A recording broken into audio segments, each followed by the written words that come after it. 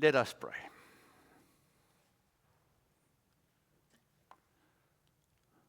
Who are we that you consider us? David wrote this. He said, who am I that you think of me? I've many times wondered, why do you consider us? What can we bring to impress you? What can we do to really call upon your attention or upon your presence? There's nothing we can offer because we are so limited in our understanding and in the way that we live, that we know nothing. Whatever we do can impress. But then we discover this amazing story in the Bible of a God that comes to us. Thank you for coming to us today also on this beautiful Sunday. Thank you, Lord, that we can know that you are a part of our story, that you want to be a part of our story, and that as we had this huge celebration yesterday for our country's history, we know as Christians that you were extremely involved in the story of this country. Of course, you are a God that wants to bless. You're a God that wants to give us a space and a time to be able to not only live, but to know you.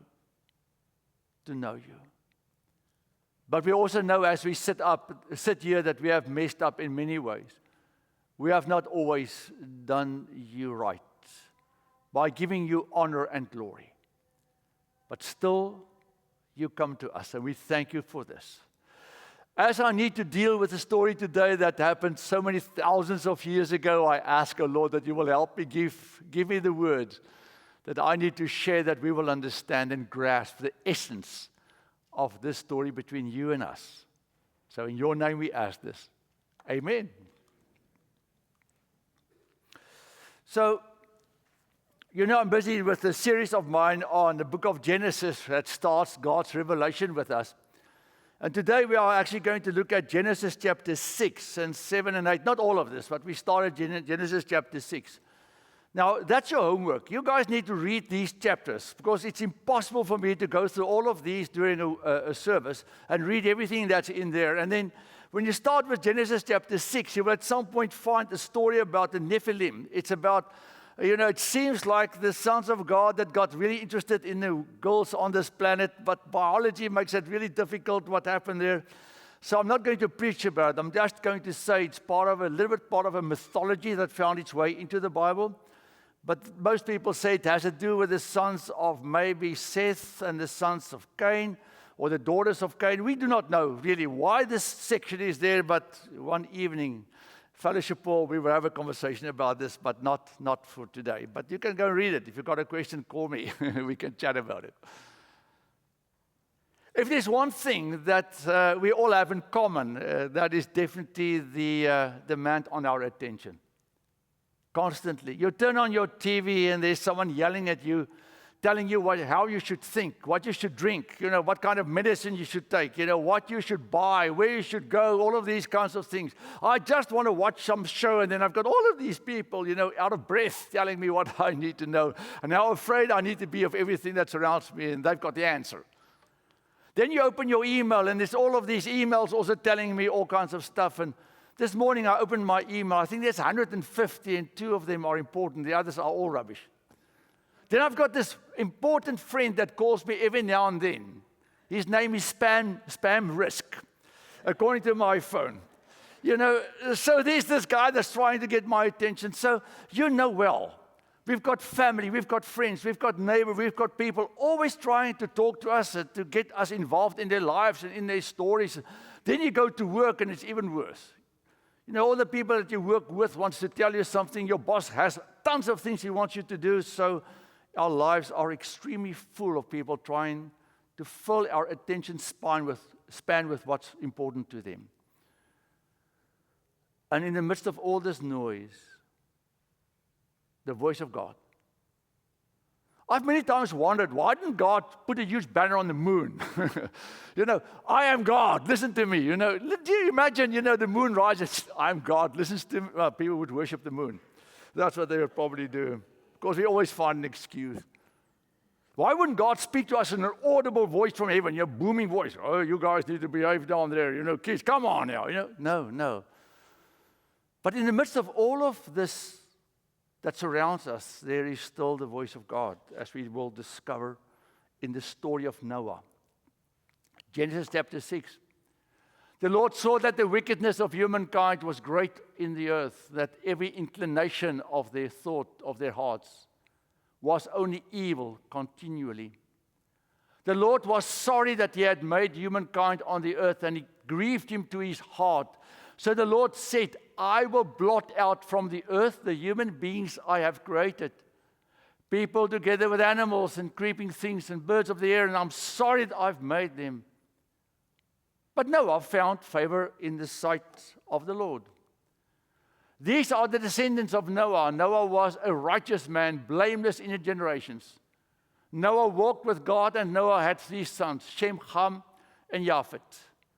Now the earth was corrupt in God's sight, and the earth was filled with violence. And God saw that the earth was corrupt, and for all flesh had corrupted its ways upon the earth. Look how many times the word corrupt comes in there. And God said to Noah, I've determined to make an end of all flesh. For the earth is filled with violence because of them. Now I'm going to destroy them along with the earth. Make yourself an ark of cypress wood. Make rooms in the ark and cover it inside and outside, in and out with pitch. This is the word of our Lord. So,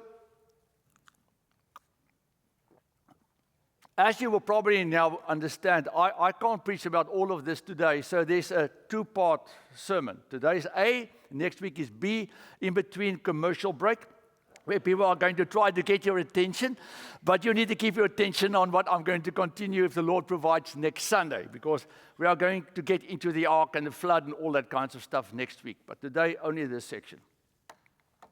If you look at the words, I read the scripture and I thought to myself, look at the phrases, wickedness. Every inclination of their thoughts, of their hearts was only evil continuously. Look at the expression, every inclination of the thoughts of their hearts. That means their whole being was touched by evil. Continuously, it didn't stop. It was from morning till night, people were just not right. The earth was corrupt in God's sight, and the earth was filled with violence, because that is in a sense then what happened. All flesh had corrupted its ways upon the earth. Was this God's intent for us? Absolutely not. If you go and look at the story of paradise, you'll find that God meant for us to be in harmony, not only with Him, but in harmony with each other. God meant for us to be relational and to have a heaven experience in our relationship with one another and with this earth that He has given us. God has given us every single thing. I said this a few weeks ago, that makes it possible for us as humans to have the most amazing, beautiful life with joy and with peace and no harm and no stress, nothing. But then we decided to believe the lie. We decided to believe what was offered. And what was offered was to remove God from the center of our lives and to make God not that important anymore, because we became important. So in a sense, we decided to walk away from God and to try and live a life without God and see how well we can do it. And this is the result. This is the result. It is as if the Bible wants to tell us this is the ultimate consequence of a life and a world where God is not recognized anymore, where God is not seen anymore, where God is not the God of who He is for us anymore. I've many times said to Louis, goodness is this thing. Goodness means that you are kind and you are gracious and you help others and you are patient and all of these things. But evil has a depth to it that I can't grab. Internet, most amazing thing. Immediately, there's someone using internet for harm. The banking system, fantastic. Somebody's using the banking system or our apps or whatever we have for harm to try to steal our money. It doesn't matter what we touch. There's always someone in the background trying to cause harm, isn't it? They didn't have all the stuff we have now, but here in this sense we can see that the world is not doing well, and people are really hurting one another because violence normally is against one another. And the Bible comes and tells me that God had this broken heart.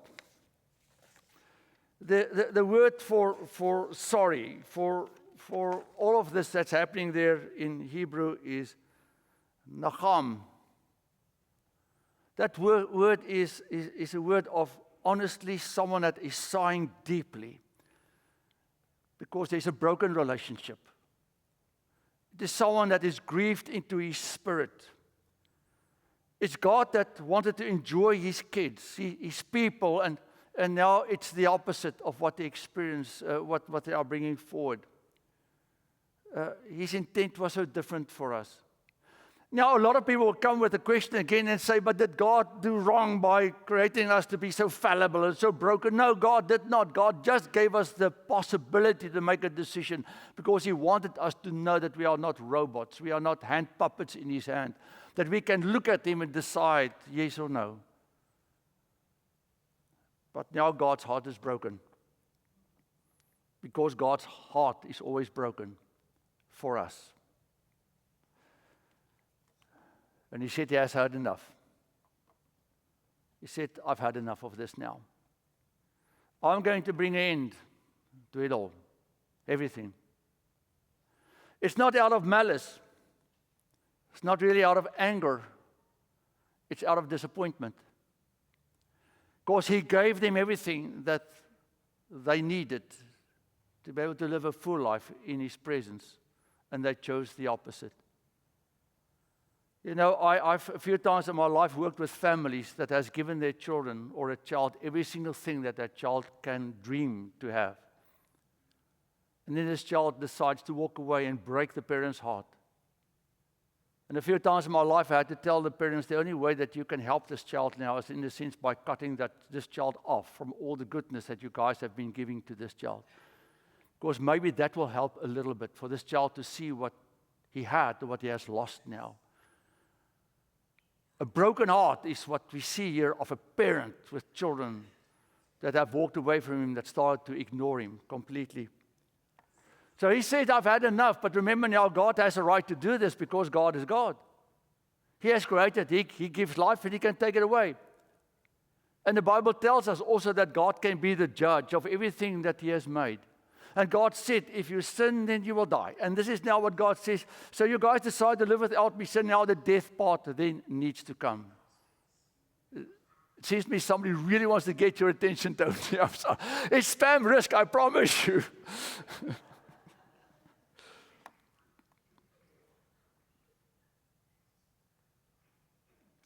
You know what's the saddest part?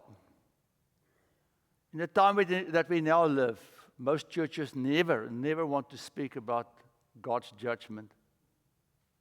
They don't want to touch on this anymore. Because they don't want to tell people that God is a God that doesn't accept who we are and what we do if it's outside of his will. Because God can and should be and will be a judge. But then we find this weird change in the story. Noah was righteous. Noah was blameless. Noah walked with God even before the law was given. Now I ask myself, how would Noah know? How would Noah know? There's no Bible. There's no Old Testament. There's nothing written down as far as we know at this point about the stories of God. But one thing we know is that the Bible came to be through the oral traditions, through people telling the stories. Adam and Eve told their children the story and told them, you need to retell the story because this is what we have about God and about our life and our history. So in the beginning, people really concentrated on reminding themselves of the stories that surrounded their lives. And the story of God was part of this. So Noah knew about God. Not only because of the stories he has heard, but because of the creation that he lived in. If you go and look at Romans chapter 1, you will find that in Romans chapter 1, it says that God has given us every single thing in this world that we may know His presence. And Noah, for some reason, looked at the world that he lived in, and he looked at the sky, and he looked at it, and he said, there must be a God. And then he was reminded of a story of Adam and Eve, and Cain and Abel, all of these things. He said, I need to find this God, because this God is present, because this God will never hide from us. It's not that God is playing hide and seek, and we now need to go and look, where's God hiding? I need to find God. God doesn't work in this way. God steps into our presence and says, I want to be known. I want you to know and to see me. But I'm not going to yell at you. I'm going to show myself in many different ways, because I want you to recognize who I am through everything that I've given you. And what does it mean to walk with God? No, I probably woke up in the morning and said, God, I don't really know who you are, but I want to acknowledge you, and let me try to do the right thing today, because that is what it means to be righteous. To do the right thing today. This world that he was living in, terrible. There's one guy, patient, kind, loving, not lying, not stealing, not selfish, accommodating. Because in his heart he knew maybe that's what God is asking of me, because all of us have sin in us, but we also have goodness in us. So who wins?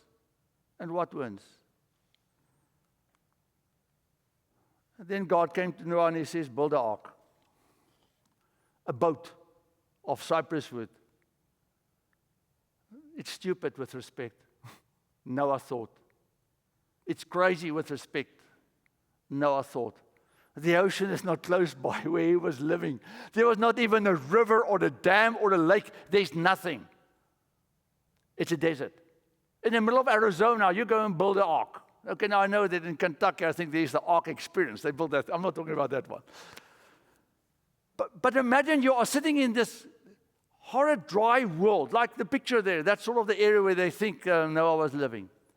God says, now you need to build a boat, because I'm going to eventually get rid of all these folks. And Noah thought to himself, are you serious?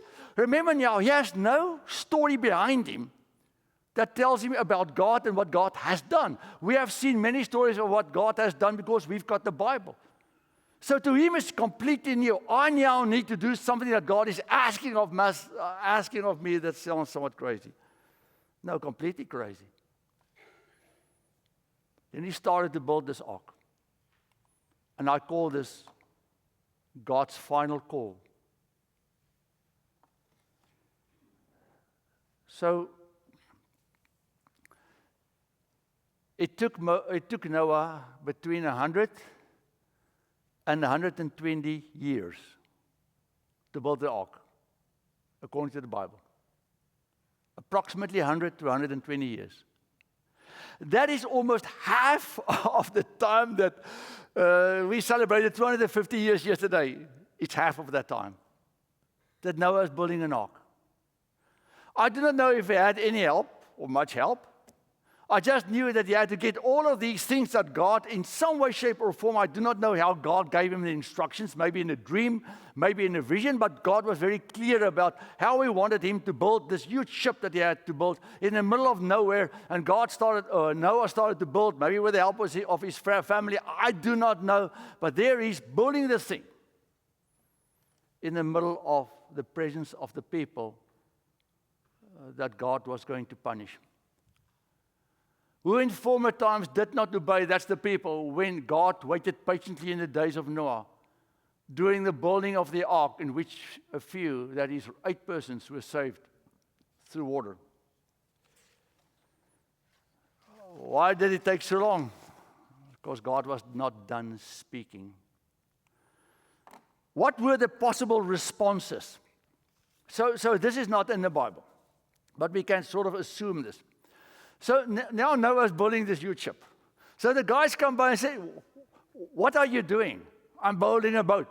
For what? Oh, I'm not sure. There's a big flood coming. It doesn't rain here. It rains like 2 inches a year, maybe 3. So how's this thing even going to float? Oh, God told me to build this thing. Are you crazy? What God are you talking about? The God who created the heavens and the earth, the God that I'm following, the God that I believe gave us life, gave us this place to live in, that gives us food on our table, the God that, look at the stars, made all of those things. You are crazy, you are stupid, man. You are one of those people that are chasing fantasies. You should start living your life, man. Stop building this stupid boat of yours. You are missing out on so much fun. Come on with us. Let's do some fun things. Leave this alone. You are chasing a wild dream. I think that's what Noah heard. What he was doing and what he was believing was not accepted. And I think was ridiculed beyond what you and I can imagine.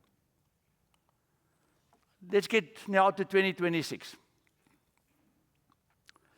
So, I think we also still live in a world that's completely broken in many different ways, and we know this. You turn on your TV, what do you hear? Corruption, violence, evil, meanness.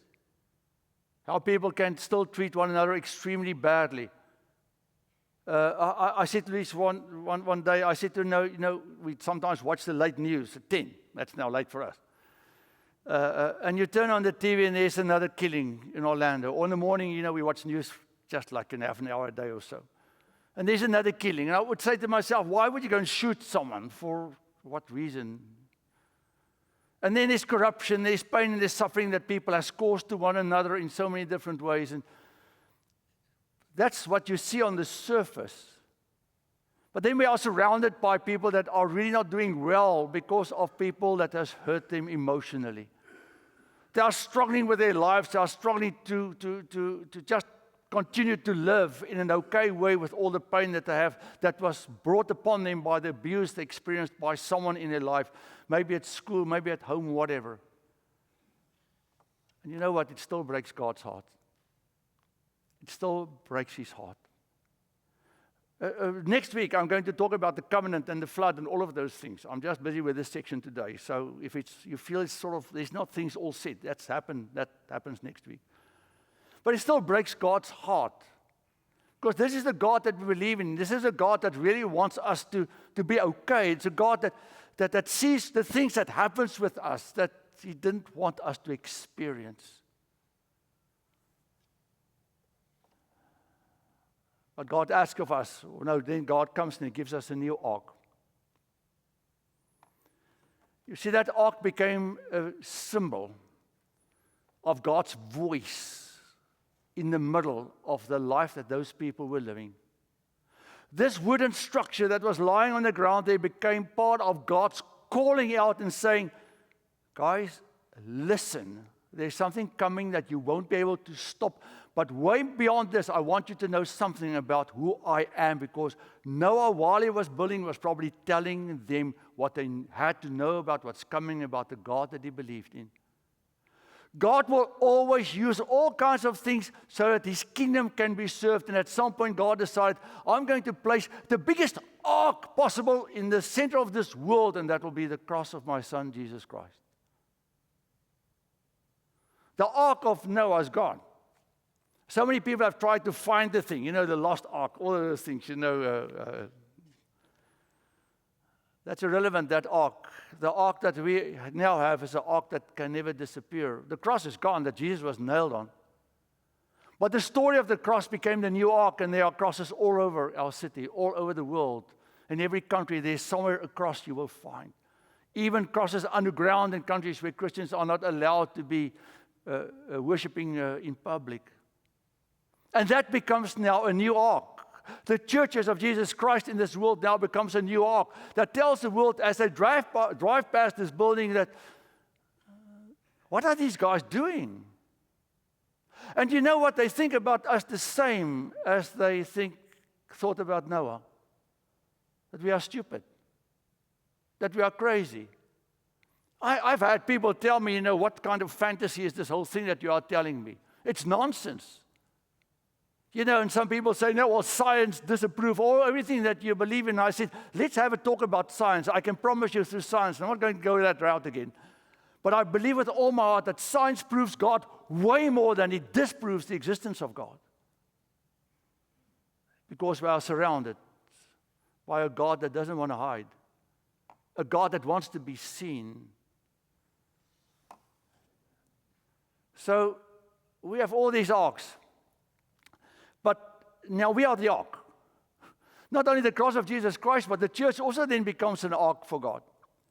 And what God asks of us in this ark of His is two things that He asked of Noah. Faith.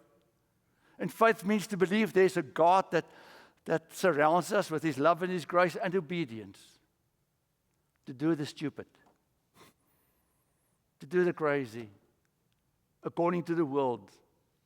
To do the weird. When the world gets mad, we must smile and be patient.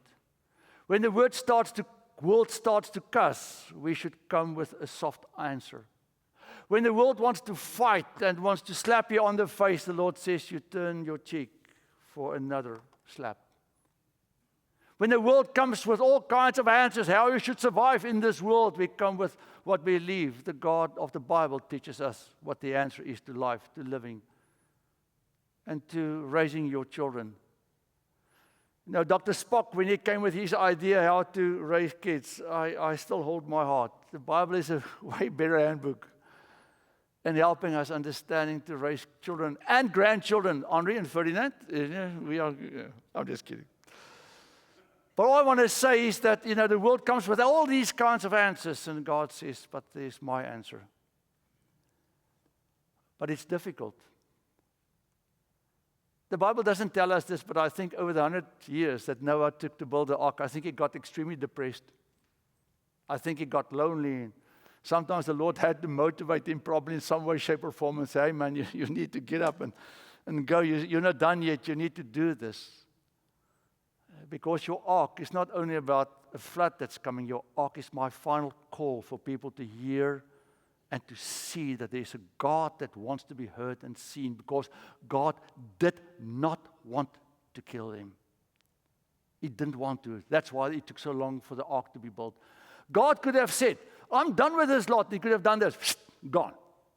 100 years of patience, of showing, a show and tell of His love and of His grace.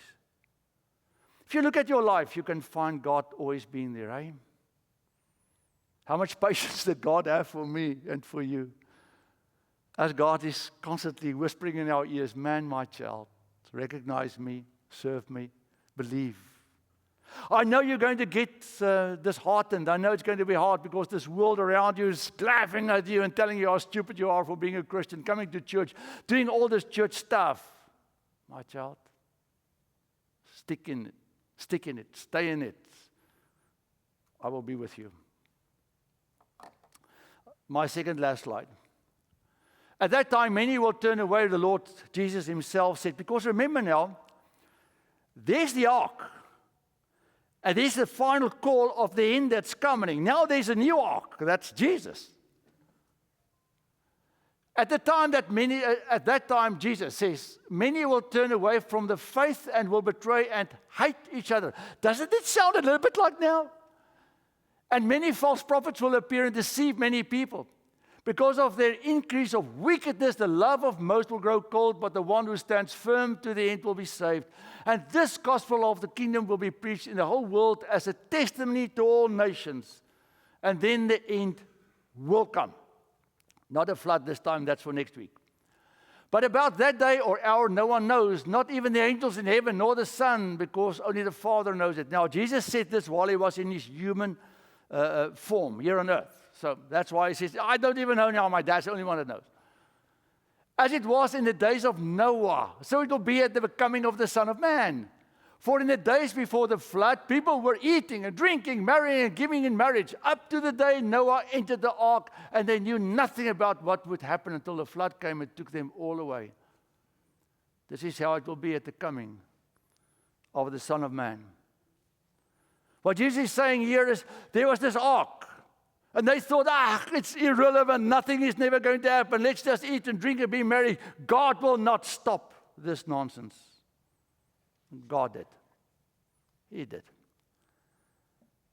There will be a second end to life on earth. It may be when you die, for you and for me. But it's irrelevant because at some point God is going to end life on this earth as it is because He's going to recreate again, but now in heaven, where then no sin can happen anymore, no wrong can be done anymore, and the peace and the joy and the greatness that God always wanted us to experience will be there for us. But it is coming. Now, I've many times said to people that are concerned about the end of times, I will tell them, it's not about the end of times, it's the end of your time. Because when your time runs out, you are at the end of time. And what do I need to do with my time? I need to consider this God that wants to speak with me, this God that loves me, this God that says, just recognize me. I want to be with you for eternity. So if you have time for me on this earth, you can be with me for eternity. If you do not have time for me here, why would you want to spend eternity with me? Just come to me. Final slide. We are part of God's final call. This church of ours, this thing, ark. You can drive past the church and ark. That we are all a part of and building in a way, shape, or form. The guys driving this place, they see the sign that I'm preaching about what topic, whatever. You know, when we stand with the cross on a Friday morning, most people honk, others ignore us. And a few years ago, I got a few interesting, those things also. Fingers and things, people, wrong fingers they use. Because they say or think what we are doing is crazy. This building, this congregation, you and me, part of the voice of the only holy living God in His final call to people to know that He exists. Final call, because everyone that surrounds us will die at some point. So maybe your neighbor's final call is today, because that neighbor may die within a week of a heart attack. So you and I have this little bit of a responsibility to try our best to reach out to people and to always invite them. They might tell us we are crazy, stupid, or whatever, but tell them there's a God that loves you, and this God wants to be recognized. Believe, follow Him, because this God loves you. He does not want us to lose or to fall away from Him. Amen.